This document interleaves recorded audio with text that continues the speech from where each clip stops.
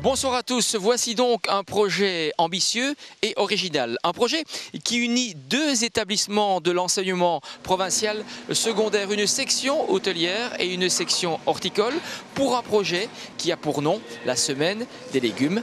Présentation. On connaît l'expression « il faut manger 5 fruits et légumes par jour ». Ce n'est pas toujours évident à mettre en pratique. Eh bien, les écoles NUIR, elles vont le faire.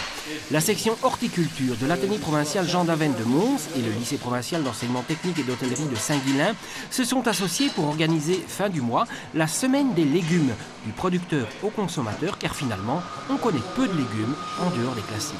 Quand on voit le panier de légumes qu'ils utilisent traditionnellement dans leur repas, ce sont les grands classiques. Ce sont les laitues, les carottes, les oignons, un petit peu les courgettes et les concombres, mais c'est pas très étoffé. Dans un potager, dans un jardin, il y a beaucoup plus que cela.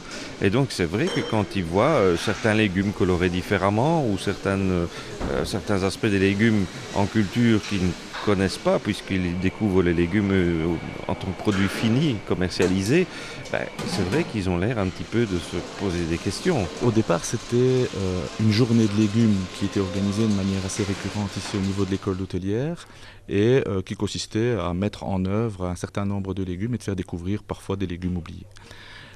Est venu se greffer à ce projet-là une demande de certains professeurs d'établir un jardin didactique ici au sein de l'établissement.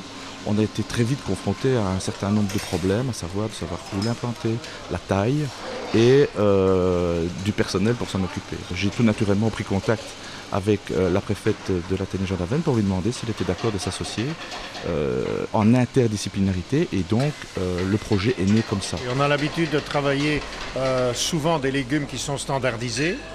Il faut savoir que à l'école d'horticulture, par exemple, on produit des légumes. Bon, ils ne sont pas toujours beaux, ils ne sont pas toujours tels qu'on souhaiterait le voir dans l'assiette.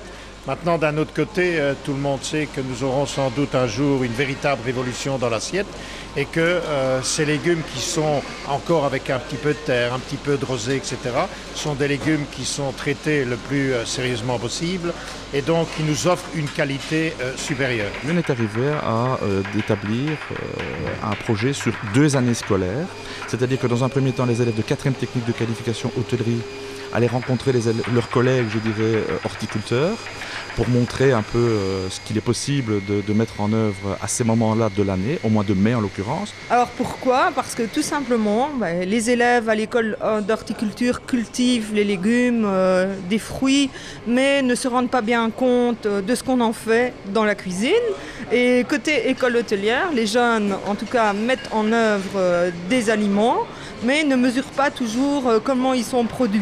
Ils vont pouvoir aussi apprécier le côté gustatif d'un légume travaillé. Chacun, bien sûr, chez soi mange, mais il y a la façon de mettre en valeur les légumes qui peut être variée et ça peut changer du tout au tout la saveur d'un plat. Et donc, on espère que cette expérience commune va élargir les horizons gustatifs, mais aussi les horizons de connaissances. Et quitte à faire découvrir les saveurs de légumes, autant le faire d'une manière originale. C'est pourquoi ce projet s'inscrit dans une démarche de food pairing.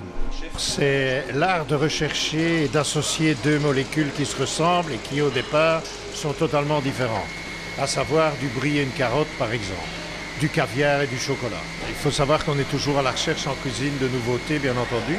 Alors Sankoun de Gimbre de l'air du temps que tout le monde connaît, a la chance effectivement d'avoir des cultures qui sont personnelles et à partir de cela à imaginer toute une série de mélanges, de choses qui au départ n'ont rien à voir l'une avec l'autre et qui donnent des résultats dans l'assiette assez extraordinaires, tant au niveau de l'approche de la beauté de l'assiette que du goût proprement dit.